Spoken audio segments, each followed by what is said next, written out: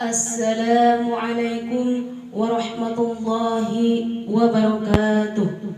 Alhamdulillahi rabbil alamin wa bihi nasta'inu ala umuri dunya waddin wa ala alihi wa sahbihi ajma'in. Amma ba'd. Yang terhormat Ibu Ketua Ranting Muslimat NU Kecamatan Majenang beserta anggotanya yang kami hormati, segenap Ketua Ranting Desa Muslimat NU se-Kecamatan Majenang, para kaum muslimin dan muslimat di mana saja berada yang dirahmati oleh Allah Subhanahu wa taala. Marilah kita panjatkan puja dan puji syukur kehadirat Allah Subhanahu wa taala yang telah memberikan rahmat dan hidayahnya kepada kita semua. Salawat serta salam semoga tercurah limpahkan pada baginda Nabi Agung Muhammad sallallahu alaihi wasallam. Perkenalkan, nama saya Turyati, perwakilan dari Ranting Muslimat NU Desa Sadarbumi, Kecamatan Majenang, Kabupaten Cilacap, yang insya Allah akan memaparkan biografi tentang kelahiran Nabi Muhammad sallallahu alaihi wasallam sampai turunnya wahyu. Kaum muslimin wal muslimat yang dirahmati oleh Allah Subhanahu wa taala, pada hari ini kita akan sama-sama mendengarkan sebuah kisah tentang orang yang paling kita cintai, orang yang paling kita sayangi, dan orang yang paling kita rindukan untuk terus bersama-sama dengan beliau di surga Allah nanti. Marilah kita simak bagaimana kisah tentang kelahiran sampai turunnya wahyu kepada Nabi kita, Nabi Muhammad sallallahu alaihi wasallam. Nabi Muhammad sallallahu alaihi wasallam lahir pada tanggal 12 Rabiul Awal pada saat tahun gajah. Dinamakan tahun gajah karena pada saat itu ada seorang raja Yaman yang bernama Abraha yang sangat benci dengan keadaan Ka'bah dan Mekah, karena Mekah dan Ka'bah membuat orang-orang berbondong-bondong untuk datang ke negeri tersebut, berbondong-bondong untuk berkumpul beribadah di sana, membuat Raja Abraha menjadi iri dengan keadaan Ka'bah dan Mekah yang senantiasa ramai tersebut. Sehingga Raja Abraha pun pada akhirnya memanggil pasukan-pasukan bergajahnya untuk menghancurkan Ka'bah supaya tidak ada lagi orang yang datang ke sana. Maka tentara-tentara bergajah itu pun pada akhirnya hendak menghancurkan Ka'bah, namun seperti yang dijelaskan dalam surat Al-Fil, datanglah burung-burung yang pada akhirnya membawa di dalam mulutnya berupa batu-batu kecil, berupa batu-batu berisi api-api yang menghancurkan seluruh tentara-tentara bergajah, mati di tempat itu. Pada saat itulah kelahiran Nabi Muhammad SAW. Dari pasangan Abdullah dan Siti Aminah, kelahirannya pun membawa keajaiban yang luar biasa. Allah Subhanahu wa taala memerintahkan kepada seluruh malaikat untuk membuka pintu-pintu surga, dan yang ada di bumi semuanya menjadi tentram dan semuanya menjadi tenang. Langit-langit menjadi cerah, angin bersepoi-sepoi, tanaman-tanaman menjadi subur. Dan yang terjadi pada bayi tersebut, keluar cahaya yang sangat luar biasa yang menerangi seluruh kota. Maka itulah kelahiran seorang bayi yang belum pernah ada namanya sebelumnya, Ahmad atau Muhammad, yang kehadirannya sudah diprediksi dan diberitahukan pada nabi-nabi sebelumnya. Nabi Muhammad SAW lahir dalam keadaan yatim karena sejak masa kandungan sang ayah Abdullah telah wafat.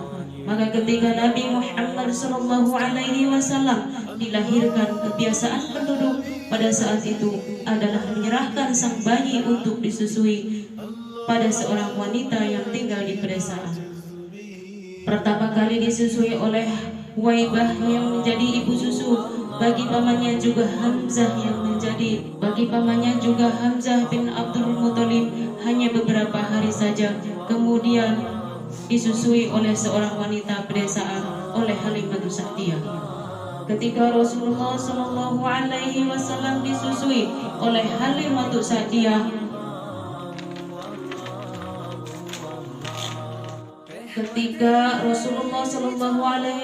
disusui oleh Halimatus Sa'diyah, dibawa ke pedesaan dibawa ke pedesaan, maka terjadilah hal-hal yang luar biasa pada desa tersebut. Tanah-tanah menjadi subur, ternak-ternak terus berkembang biak dengan sangat banyak. Maka Halimatus Sa'diyah sangat mencintai Rasulullah SAW, bahkan dianggap sebagai anaknya sendiri, di mana di masa kecil ini pula Rasulullah SAW didatangi oleh malaikat Jibril, dibelah dadanya dan dicuci jantungnya untuk disucikan diri Muhammad SAW.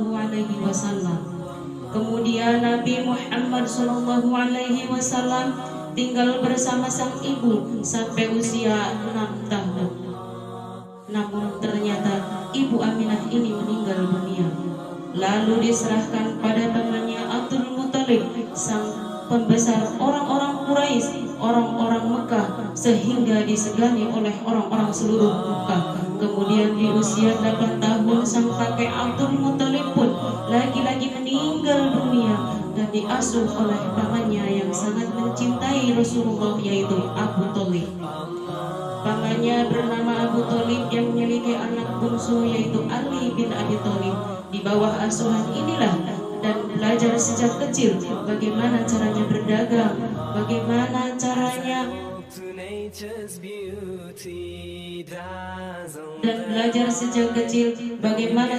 berdagang.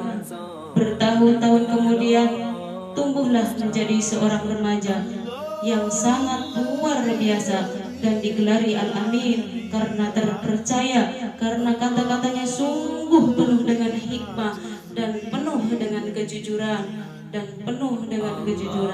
dan di usia 25 tahun Muhammad yang belum menjadi Rasul ini pergi berdagang ke negeri Syam, membawa dagangan seorang janda yang mulia, janda yang suci yang bernama Khadijah binti Khuwailid radhiyallahu anha.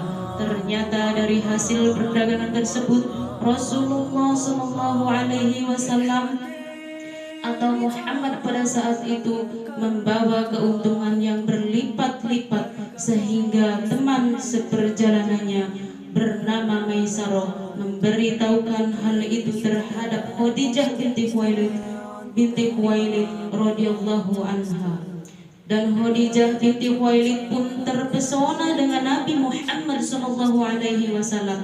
Maka Khadijah, wanita yang sangat mulia ini, pada akhirnya melamar Rasulullah SAW dan akhirnya mereka menikah dan dikaruniai 6 orang anak. Ada Abdullah, ada Qasim yang meninggal ketika kecil, ada Ruqayyah, Zainab, Ummi Kulsum dan Fatimah si bungsu. Lalu di usia menjelang yang ke-40 tahun, Rasulullah SAW senantiasa untuk pergi ke Gua Hira untuk merenung keadaan yang berada di Mekah saat jahiliyah penuh dengan kebodohan, penuh dengan kezaliman, penuh dengan kekejian, terjadi maksiat di mana-mana, sehingga dapat mengakibatkan Rasulullah SAW senantiasa berdiam diri di Gua Hira. Dan di Gua Hira inilah usia Rasul ke-40 tahun turunlah wahyu pertama, yaitu surat Al-Alaq. A'udzu billahi minasyaitonir rajim. Bismillahirrahmanirrahim. Iqra bismi rabbikal ladzi khalaq. Khalaqal insana min 'alaq. Iqra wa rabbukal akram. Alladzi 'allama bil qalam.